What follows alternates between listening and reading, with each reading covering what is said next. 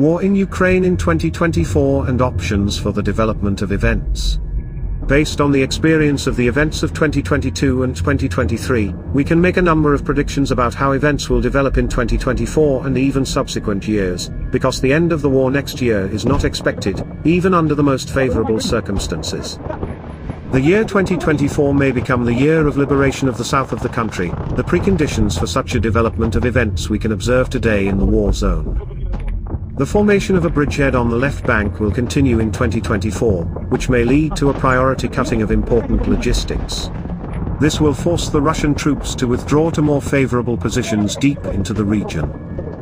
The Russians will not be able to hold the wedge in Zaporizhia region for long, and the AFU will break through it in the direction of Tokmak, which in combination with the development of events on the left bank will force the enemy to withdraw closer to Melitopol. In turn, the enemy will continue to try to expand its zone of control in Donetsk region. The Avdiivka direction will drain their resources, preventing them from developing offensives in old and new directions. A possible next wave of mobilization will allow the enemy to solve the issue of human resources, while the problem of the technical component will not be solved.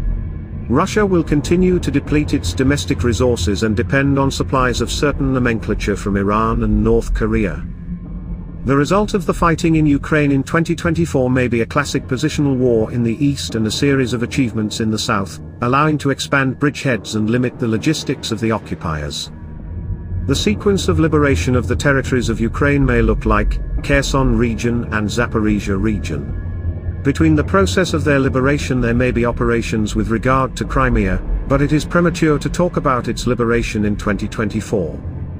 Donetsk and Lugansk regions will be the most difficult stage of liberation of Ukrainian territories.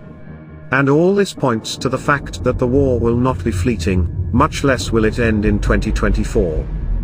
In analysis, there should always be a focus on situational variability rather than constants. For example, in our analysis we can consider or exclude the destruction of a vital logistical artery like the Crimean Bridge.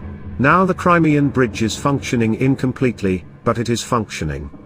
But if the support on it ceases, then the situation in the whole south of mainland Ukraine changes dramatically, because the system of providing troops sharply degrades and the liberation processes will accelerate. If we consider the course of hostilities in 2022, the Russian troops retreated in a situation where holding the bridgehead was disastrous for them. They fled during the counter-offensive of the AFU on the northern bridgehead. The stalemate of the Russians on the right bank forced them to flee to the left bank. But in 2023 the doctrine of not a step back was adopted, and this translated into colossal losses of enemy manpower. The direct dependence of the Russian troops' retention of territories on the number of these troops can play a deadly joke with them, because quantity is not quality. By the end of 2023 the number of Russian troops in Ukraine has increased 2.5 times and exceeds 400,000. But despite this growth, the Russian army has not demonstrated even a tenth of the achievements of the beginning of the invasion. This quantitative factor allows the enemy to hold territories, but under its weight they will collapse at some point. But it won't be in 2024. In 2024, unfortunately, the Russians will still have the strength to resist.